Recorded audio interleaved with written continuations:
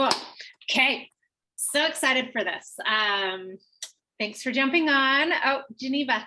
Yay. We're glad you're here. Okay. We'll have to take another picture at the end, but we just got done taking a picture because the kids were in it. So that's fun. If my internet pauses, it shouldn't, but if it does, let me know and I will run upstairs. Usually it's better up there. But please somebody like wave me down somehow. Okay. So I am going to share how to niche down. And this is something that we learned at Leadership that I went to a few weeks ago in Arizona.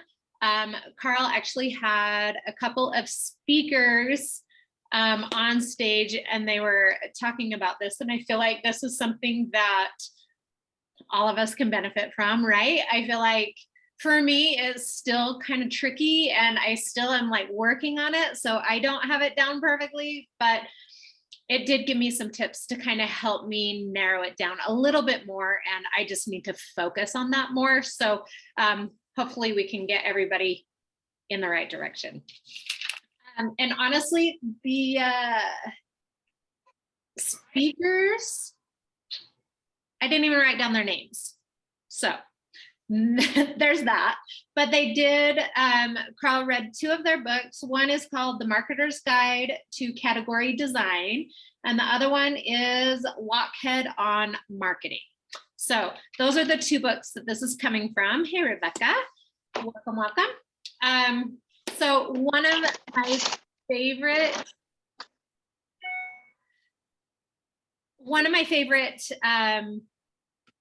things that they said is, because we are in a market with what, 300,000 coaches, working coaches. I know there's more than that technically, but I don't think they're all working, right? Like 300,000 working coaches-ish around that, right?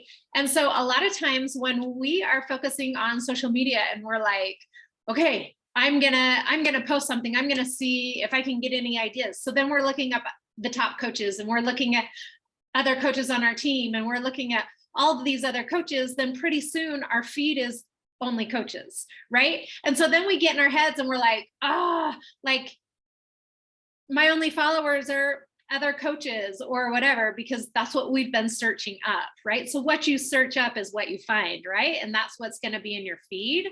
So a lot of times when we're looking up these top coaches or whatever, we're trying to get ideas, or we're trying to find something like a similarity that we have together so that we can kind of get the ball rolling a little bit more, right?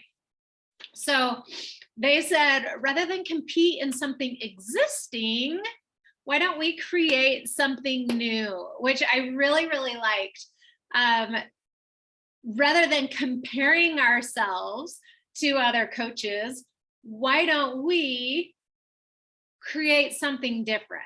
Does that make sense? So how can we stand out so that we're not just in this big ball of coaches, like, oh, it's just another coach, they're doing the exact same thing, right? So we're trying to stand out and be successful in what makes us different.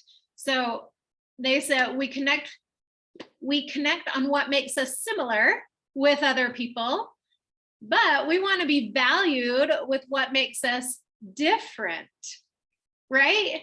We connect with others like in our similarities, but we also want to be valued for what makes us different. So I really like that too.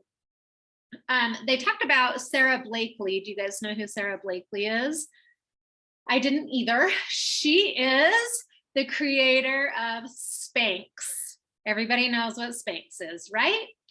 And so when she created Spanx, like she knew that there's all these companies out there that are making underwear, right? Tons of companies out there making underwear. But when she created Spanx, she didn't call them underwear, even though technically they are. She called it shapewear. She invented something new. She invented a new category. And that's kind of what this is. Like, how can you create a new category within the coaching world? Does that make sense? So that's kind of where they're going with this. So because she created a new category, she was super successful because it wasn't just underwear, it was shapewear. So it drew just a new clientele and new, like, opened their eyes. So we all know that there are new things that are created all the time, right? Like every day there's something new that's being created. And forever, there's still going to be new things that are created, right? It's like, we don't have everything that's going to be created right now, right this second, right? Like there's going to be new things. And so we are able to create new things too. We just have to believe it up here that we are able to do that. So we need to be specific with the problem that we are solving. So we need to be radically specific. They use those words, radically specific. How can you be radically specific in the problem that you're solving? So it's not about comparison. It's about finding what makes you unique. So you need to, some tips that they gave us was, ask your friends, ask people around you, family, friends, ask them, what makes me unique? And have them point out just a few different things, like what makes you unique? And then another question to ask is, why do your clients and current customers, why do they like working with you? Like, what do they love about working with you? That's another good question to ask yourself. And why are you uniquely passionate about helping people feel happy and healthy?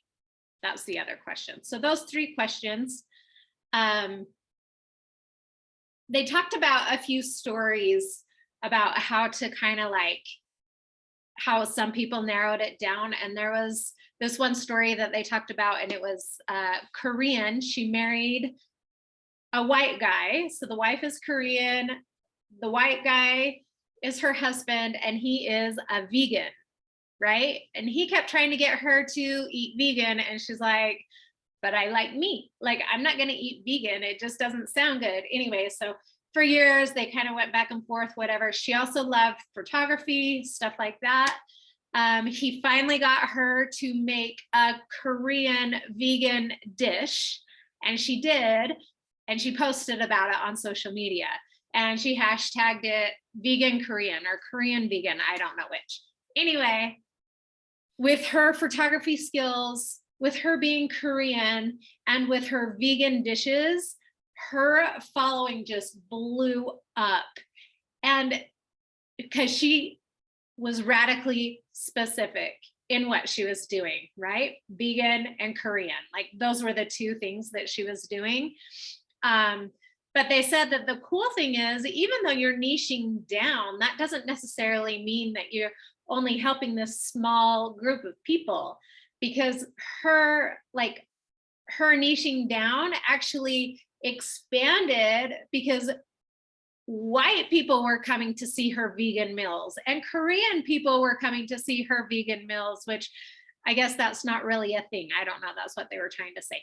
But like, they were niching down so much that even like bigger populations were coming to see, and photographers were coming to see her awesome pictures of the food. So see how she kind of niched down, but it kind of opened up her market to even more and expanded her brand. So that was one of the stories that they shared with us. Okay, so here are 7 ways that you can niche down for you. So if you have a pen and paper, write these down. If you don't, listen to the recording and write them down then. Okay, so one way to niche down is on your origin story. So what is your story? How did you get here? Why are you here, right? What brought you here? That's number 1. Number 2 is a personal life event. So Nicole could talk about her back injury. That could be a good life event. Having a baby obviously is a good life event. I talk often about being a C-section mom because that was a life event 3 times for me. If you have diabetes or any kind of arthritis or whatever, like most people who have gone through those major life events, those are the people that, and overcome that and talk about that often, those are the people that kind of get a lot of traction, right? Number 3, your personality is a great way to niche down. What type of personality do you have? Are you bubbly and happy, and are you serious and determined? Are you fun and outgoing and you love to go to all the parties, or are you more of an introvert, right? Like Katie talks about being an introvert often. And so that's part of her niche. Where you live, that's also another one. Where you live in freezing cold Utah right now. Another way to niche down is if you want to focus on a specific time of day. So like Miracle Morning, kind of that book, like your morning routine, that's a good way to niche down. Or maybe as far as workouts go, maybe you don't like to work out early in the morning and maybe you're a nighttime exerciser. So you can kind of focus your niche around that, people who like to work out at night, right? Or whatever. And then your community, what kind of community are you in? Yeah. And then number 7 is combining your personal interests. So some of your interests and kind of combining them together. So that stories that I told you, she was a photographer, she was a vegan, and she was Korean, right? So those were 3 of her interests. She combined them and kind of created her own category, right?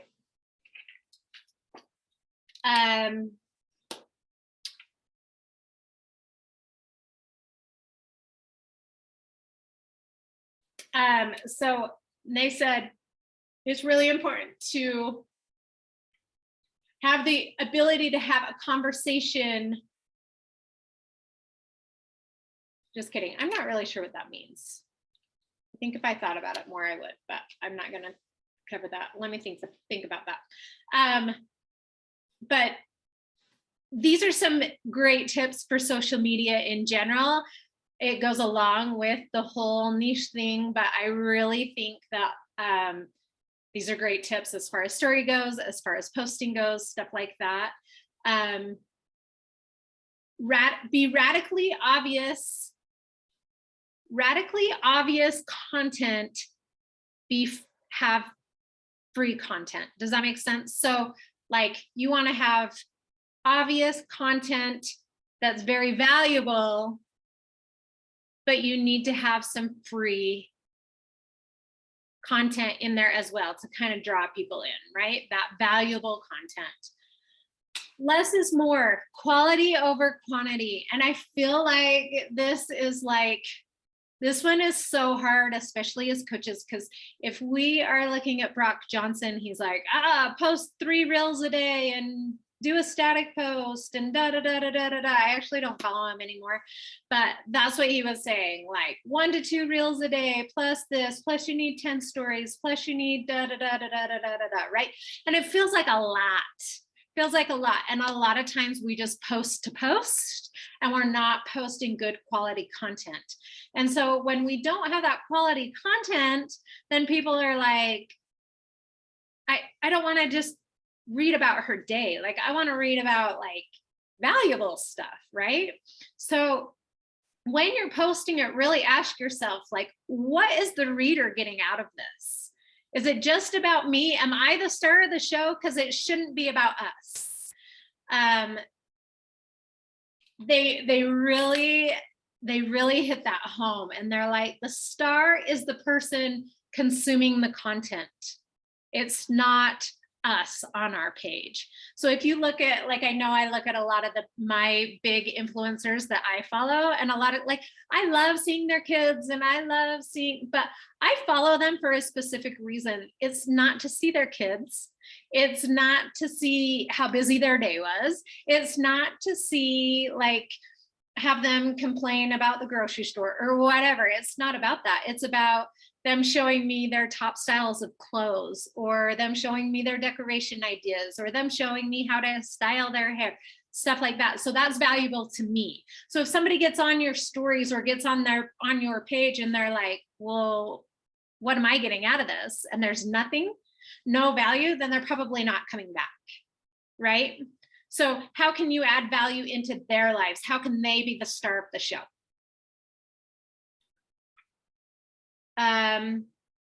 People don't care about your story. They care about them and how they relate to your story. I'm going to say that again. People don't care about your story. They care about them and how they relate to your story. So how are your people in your niche? How do they relate to your story? So if you're talking about your origin story, how are they going to relate to that?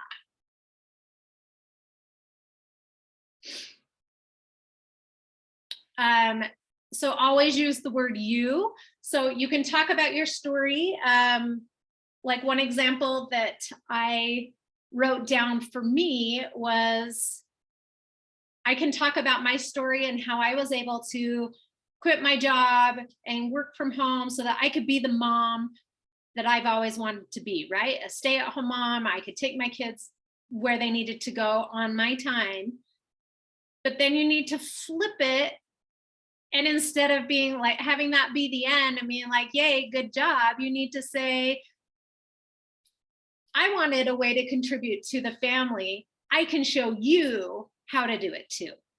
So at the very end, like, you need to flip the script and be like, I can show you how to do it too. Like, come join me, right? So it's not all about me. It's, this is what I did and I can show you how to do it too. I really like that. They talked a little bit about like price objections and stuff like that. And the example they gave, like, if you're selling a $30,000 watch, like, I know I would be like, holy crap, that's so expensive, right? There's no way I could afford a $30,000 watch. But if compared to what? Is that expensive compared to what? So expensive compared to a $10,000 watch? Yeah, sure. But is it expensive compared to a $300,000 watch? Not really, right? So whatever your value is that you're giving, what's it compared to? Like, are you comparing it to like, just when people are like, oh, that's so expensive, I can do these workouts for free. Well, yeah, but you're not getting all the value that we have, right? You're not getting the meal plans. You're not getting over 6,000 workouts. You're not getting our accountability group. You're not getting me as a coach. And that is a lot of value. And you need to talk that up because you are worthy of that, right? So when you get those price objections, make sure that you address the value of the whole package and not just like be wrapped up in their objection. Does that make sense? Another example they gave on the price, like if somebody's like, hey, I want you to help me. And instead of being like, yeah, sure, how can I help you? And being like over the top willing, be like, well, I don't know if I can help. How about you give me your story and I'll let you know. Like, keep the ball in your court so that you're in control of how the conversation goes, because they're expecting you to be like, yeah, sure, I'm willing to help because I need another customer, right? But if you're like, I'm not sure if I can help you, but let's chat and see, then they're like, oh, wait, this person might be too busy for me, or this person, I might not be the right fit for this person. So I'm going to try a little harder. So if you make them try a little harder, then that money objection is not going to be so big. Does that make sense? So I kind of like that too. And I found that in personal training as well. Like when I first started as a personal trainer, I was looking for all of the clients, right? And I was willing to fit anybody in at any spot. And I would come back to the gym if I had to. And then after I started working as a coach and I was working at the gym and the gym wasn't quite as high of a priority, I like when I was like doing assessments and stuff for new clients, they're like, well, I have I can do this time and this time. I'm like, oh, I can't do either of these times, but I can do this time. And almost 90% of the time they were like, oh, okay, yeah, I'll make that work. Because they knew what they wanted and they knew that they had to fit within my time frame if they wanted me as a trainer. Does that make sense? So if you like kind of have those boundaries of your niche, then it will all work together. But so the biggest takeaway for me with this talk was stop competing by trying to be better, start creating to be different. So hopefully those tips helped. That is all I got for you guys. I would love to chat a minute about like if you guys have been thinking about a niche or are trying to narrow it down, or where are we at that way? Does anybody want to unmute? Can I ask a question first? Sure. Just what you were talking about last there about keeping the ball in your court and like making it feel like they need you. How do you work that when we're reaching out to people randomly and inviting them to join us? I would just say, let's see if this is the program for you, like, and talk to them about that. I don't know. It's kind of different because like when they're coming to you or versus when you're going to them. But it's always nice to be like, well, maybe this isn't the program. Like if you can kind of pull it away just a little bit, then a lot of times they're like, oh, wait. And they're like, wait, I want that. Right. So even if you're like, oh, well, maybe this isn't the best fit for you, or, I mean, you have to see how engaged they are though, and how interested. It can't be like somebody that you've reached out to for the first time. And then you're like, oh, never mind. Maybe this isn't, you know what I mean? Yeah. Okay. So it has to be somebody that's shown interest in some way. Right. Okay. Thank you. Jenny, did you have a question? Or something you wanted to say? Yeah, sorry. Trying to multitask here. Hey, did you get toothpaste all over? It was in the Okay. So here's where I struggle because I have a lot of life events that have happened that other people can relate to. Like I had infertility for like 12 years. So like, well, 8, but I was married for 12 years before I had my first baby. So I've done that. I'm divorced. I'm remarried. I have children. Like I have all of these things. And I don't necessarily want to like, I don't know, like none of them are like, I don't look at any of them as like negative things in my life. Like that's just my life and that's what's happened and it's taught me. And that's just like my journey. That's just my journey. And that's how I look at it. So I struggle with having a niche with any of those things because I don't want people to come to me and be like, oh, she understands that struggle. Like she understands what it's like to be divorced. She understands what it's like to go through infertility. And I don't want people to come to me thinking like, do you know what I'm trying to get at? Like, you don't want to be a therapist? Yeah, like I don't want to. So that I'm struggling to have a niche because that's just like not my focus, is like my struggles of life. That's just my journey. Right. Then don't choose one of those to be your niche.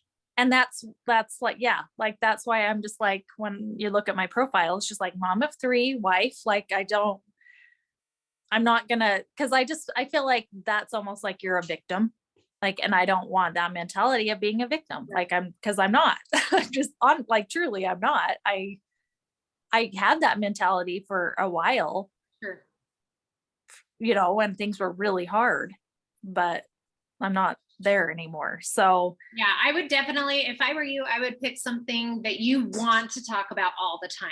Like, if you don't want to talk about your divorce all the time, then I definitely wouldn't pick that, right? If you don't Yeah. want to talk about infertility all the time, then I probably wouldn't pick that either. Like, I would find something that, like, for me, I want to talk about something positive, like something that you've overcome, but something positive. So maybe it is like, maybe you're talking about you being married now for the second time and how much better that experience is than the first experience. Not necessarily about divorce. You know what I mean? Right.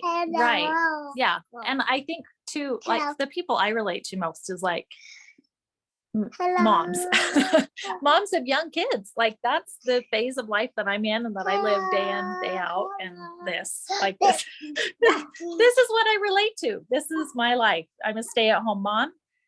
That's what I relate to. And so for me, the struggle is,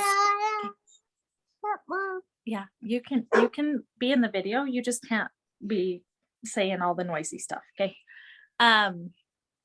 Just finding, what I'm struggling with is finding connections on Instagram or Facebook of ladies in that niche of stay-at-home moms. There's thousands. I just don't know how to, I have made new connections recently, which is awesome, but I need more.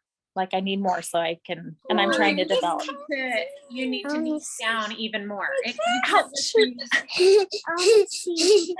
Mom of young kids. You know what I mean? Like, there's a lot of moms of young kids that are influencers. No. As well. It needs to be mom of young kids, lives in Utah, and is like it needs to I can't hear her. You guys, I can't hear her. You need to. I can't hear her. Okay. So just put that in the search.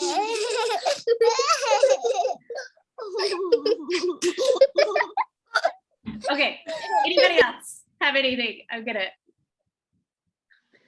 Yeah, Jenny, I was just gonna say like that's too broad because I mean all of us, like, we're all moms and most of us have young kids.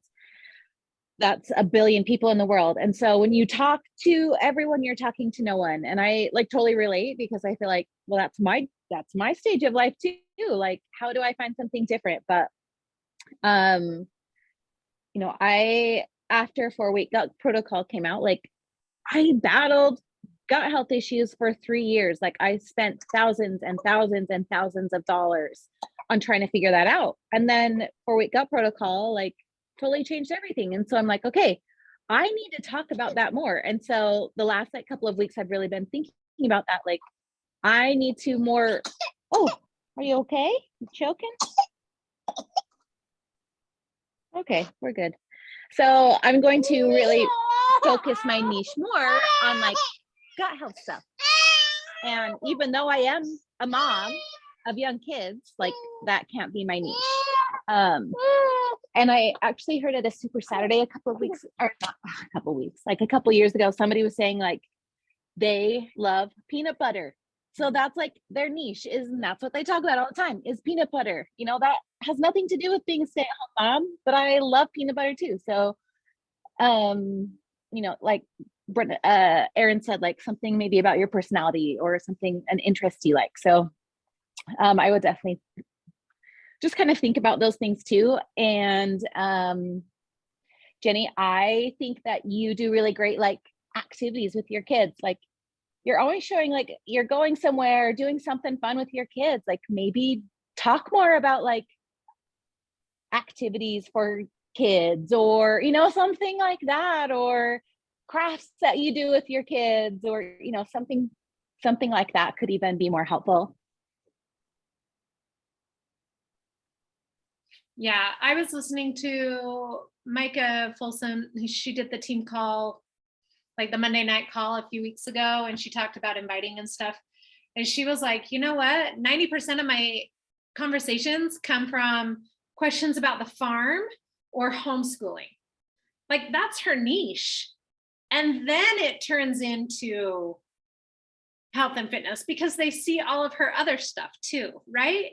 So you don't have to only be a mom of young kids who works out and tries to eat healthy, because there's a lot of us that do that, right? So what's another thing that you can hone down on to really like set yourself apart, to create something new?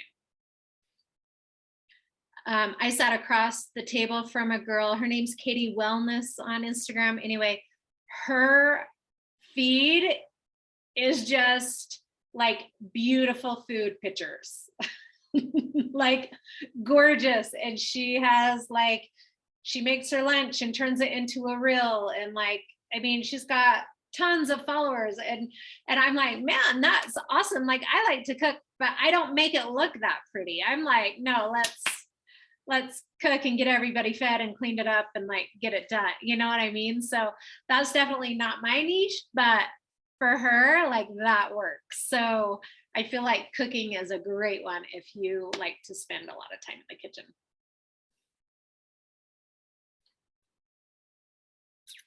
Okay, we have 3 minutes left. Let's take a picture real quick. Another one. Alexa, I don't know if you're around, but if you are, Rebecca, jump on and we'll take another picture. And we got all the babies still. This is perfect. All right, smile, 1, 2, 3. Love it. Okay. Love it, love it. Hopefully this was helpful. I will upload the recording and try to get it in the team page as soon as possible. If you have any questions, you can just comment on the recording. And yeah, I like having these discussions. I think you guys are awesome. So I'm gonna stop the recording. Doo-doo-doo.